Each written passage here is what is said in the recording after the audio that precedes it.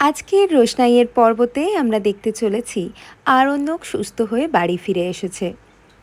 সেই উপলক্ষে বাড়িতে একটা সুন্দর পুজোর অনুষ্ঠানের আয়োজন করেছে বাড়ির সকলে মিলে। সাথে রোশনাইও এসেছে আরণ্যকের অ্যাটেন্ডেন্ট হিসেবে, যাতে আরণ্যকে দেখাশুনো করতে পারে। সেটা আরণ্যক বা বাড়ির কেউ কিন্তু জানতো না যে ওই নার্সটাই হচ্ছে রোশনাই। আর তারপরে বাড়ি আসার পর যখন সবার সাথে একটু একটু কথা বলতে শুরু করলো, তখন সবাই একটু একটু সন্দেহ করতে লাগলো, ঠিক তো তোমার গলাটা রোশনাইয়ের মতো, রোশনাই ঠিক তোমার মতো করেই কথা বলতো। সবাই সেটা সন্দেহ করতো, বাট সেটা মুখে কেউ বলতো না। কিন্তু এদিকে জাহ্নবী কিছু সন্দেহ করেছিল, তাই জাহ্নবীর মনে হতো এটা রোশনাইয়ের গলা।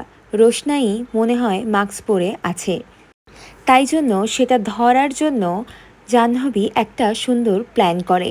তাই জন্য রোশনাইকে ঘরে ডাকতে যায় পুজোর দিন।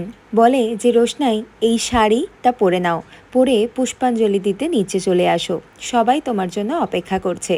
রোশনাই তখন ভয়ে ভাবতে লাগে, এ বাবা, আমি ধরা পড়ে যাব না তো এবার সবার কাছে। তো তারপরে রোশনাই যথারীতি শাড়িটা পরে নিচে আসে সবার সামনে। সেখানে উপস্থিত ছিল অনেকেই, বাড়ির প্রত্যেকটা সদস্য, আর তার সাথে সাথে গরিমার মা ও বাবাও ইনভিটেশন ছিল, তাই তারাও পুজোর দিন এই বাড়িতেই সবাই একসাথে ছিল। রোশনাই যে এই বাড়িতে আছে সেটা কেবলমাত্র ছোটুই জানতো, আর কিন্তু কেউ জানতো না। তারপর ঠিক সেই মুহূর্তটা আসে যখন রোশনাই ধরা পড়বে। ঠিক তার আগের মুহূর্তে জাহ্নবী বলে, এখন পুষ্পাঞ্জলি দেওয়ার সময়। তারপর জাহ্নবী বারবার করে বলতে থাকে, তুমি মাস্কটা খোলো, আমরা পুষ্পাঞ্জলির সময় কেউ এখানে মাস্ক পরে নেই। তো আরণ্যক এখন অনেকটাই ভালো আছে, তুমি এখন মাস্ক খুলে পুষ্পাঞ্জলি দাও আমাদের সাথে। জাহ্নবীর কথা শেষ না হতে হতেই সবাই ওকে বলে যে তুমি মাস্ক খুলেই পুষ্পাঞ্জলি দাও। এমনকি পুরোহিত মশাইও বলতে থাকে, তুমি কিন্তু মাস্ক খুলেই পুষ্পাঞ্জলি দাও। তখন রোশনাই কিছুতেই মাস্ক খুলতে না চাওয়াতে সন্দেহ সবার আরও তুঙ্গে ওঠে। তারপর সবাই মিলে একসাথে বলতে থাকে, তুমি মাস্ক খুলেই পুষ্পাঞ্জলি দাও। এমনকি পুরোহিত মশাইও তাই বলেছেন। এত কিছু বলার পর রোশনাই কিছুতেই মাস্ক খুলতে পারে না, কারণ রোশনাই জানে যদি আমি মাস্ক খুলে ফেলি তাহলে সবাই আমাকে ধরে ফেলবে, চিনতে পেরে যাবে, আর তারপরে আবার একটা সিন ক্রিয়েট করবে। আমি সেগুলো চাই না। তো আমি আজকের দিনটা থেকে কালকের দিনটা চলে যেতে চাই, এইরকমটাই রোশনাই ভেবেছিল। কিন্তু সেটা তো আর হলো না। জাহ্নবী টেনে রোশনাইয়ের মুখ থেকে মাস্কটা খুলে দিল, আর তারপরেই সবাই হয়ে গেল হতবাক, অবাক। সবাই ভাবতে লাগলো, রোশনাই এখানে কি করছে? রোশনাইয়ের তো এখানে থাকার কথা নয়, ও এখানে কি করে এলো? সবার মনেই এক প্রশ্ন ঘোরাফেরা করতে থাকে। যেইমাত্র রোশনাইয়ের মুখ থেকে মাস্কটা খুলে যায়, সেইমাত্র মিনি খুব হেসে ওঠে। মিনির মা অর্থাৎ বড় জেঠিমা, সেও খুব খুশি হয়। আর রোশনাইকে যারা যারা ভালোবাসতো, যারা ভেবেছিল রোশনাই সত্যিকারের চলে গেছে, তারা খুব খুশি হয়। তারপরে মিনি গিয়ে রোশনাইকে জড়িয়ে ধরে আর অনেক হাসতে থাকে, অনেক আদর করতে থাকে। আর সেই মুহূর্তে আরণ্যকের বাবা রেগে গিয়ে মিনিকে জোর করে টানতে টানতে নিয়ে আসে। যেহেতু আরণ্যকের বাবা একেবারেই রোশনাইকে পছন্দ করে না, আর তারপরে আরণ্যকের বাবা ভাবতে থাকে, এই মেয়েটা এখানে কি করে আসলো? আমি তো ওকে নিজের হাতে টাকা পয়সা দিয়ে বেনারসের বাসে তুলে দিয়েছিলাম, তারপরে এই মেয়েটা এখানে কি করছে, আর কেমনভাবেই বা এলো এখানে নার্স সেজে? সেগুলোই ভাবতে থাকে আরণ্যকের বাবা। তখন ভাবতে ভাবতে মিনিকে টানতে টানতে যখন আনলো, তারপরে আরণ্যকের বাবা মিনির ওপর গায়ে হাত তুলতে গেল, আর তারপরেই ছোট্টু গিয়ে বাঁচায় মিনিকে। মিনিকে বলা হলো, মিনি তুমি চুপ করো, বড়দের মাঝখানে কথা বলো না। সেগুলো কোনো কিছুই মিনি শোনে না। মিনি আনন্দে হাসতে থাকে, লাফাতে থাকে, অর্থাৎ মিনির খুব আনন্দ, কেন কি না রোশনাই বাড়ি ফিরে এসেছে। তারপরেই রোশনাইয়ের ওপরে একের পর এক আঙুল উঠতে থাকে যে তুমি এ বাড়িতে কেন, কিভাবে তুমি এসেছো সেটা আমাদের বলো। তখন ছোট্টুও ভয় পেয়ে যায়, কারণ ছোট্টু তো জানে, আগে থেকেই ছোট্টু এই পুরো ব্যাপারটা জানতো, কারণ ছোট্টুই তো রোশনাইকে বলেছে এই রকমটা করতে।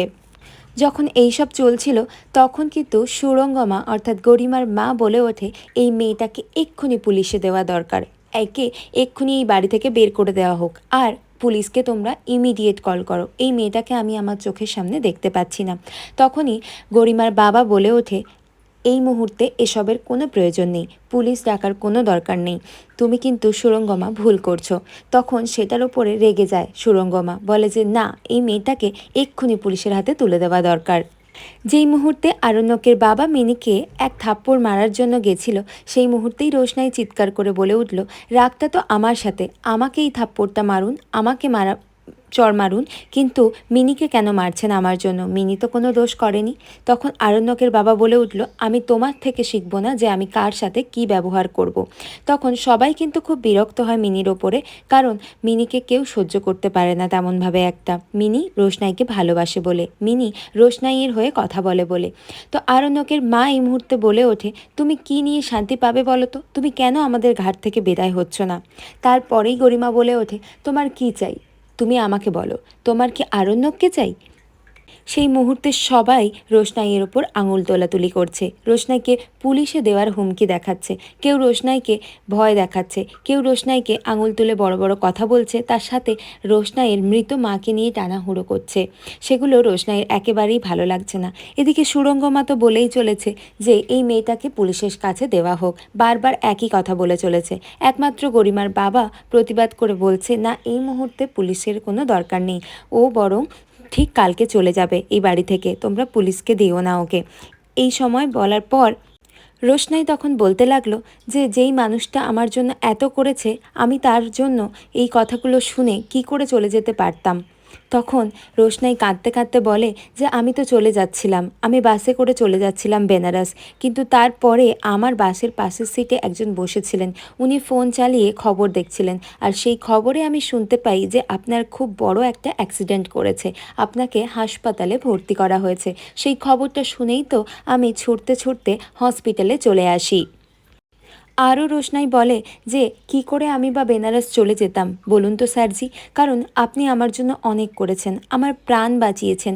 আমার মৃত মা যখন আমাকে ছেড়ে চলে যায়, আপনি আমার একমাত্র ভরসা ছিলেন, আপনি আমার সব বিপদে সব আপদে পাশে ছিলেন, তো আপনার বিপদে আমি আপনাকে ছেড়ে কি করে চলে যেতে পারি বলুন এটা আমাকে। তখন রোশনাই এটাও বলে যে আমার পক্ষে তাই ছেড়ে যাওয়াটা সম্ভব হয়নি, কিন্তু আমি মনে প্রাণে চেয়েছিলাম এই কলকাতা ছেড়ে বেনারস চলে যেতে, আর তাইও আমি যাচ্ছিলাম। আর তার সাথে আমি এটাও ভেবেছিলাম আপনাকে একেবারে সুস্থ দেখে আমি কালকে একদম সব গুছিয়ে বেনারস চলে যাব, কিন্তু সেটা আর হলো না। হঠাৎ করে আমাকে সবাই ধরে ফেললো, চিনে ফেললো আমিই রোশনাই। এইসব কথা যখন হচ্ছিল, তখন আরণ্যক বলে উঠল, আমার রোশনাইয়ের সাথে কিছু জরুরি বোঝাপড়া আছে, তার জন্য ওকে পুলিশে দেওয়ার কোনো দরকার নেই, ওর সাথে আমি মুখোমুখি কথা বলবো। পরবর্তী পর্ব দেখার জন্য আমার চ্যানেলটিকে সাবস্ক্রাইব করে আমার পাশে থেকে যাবেন।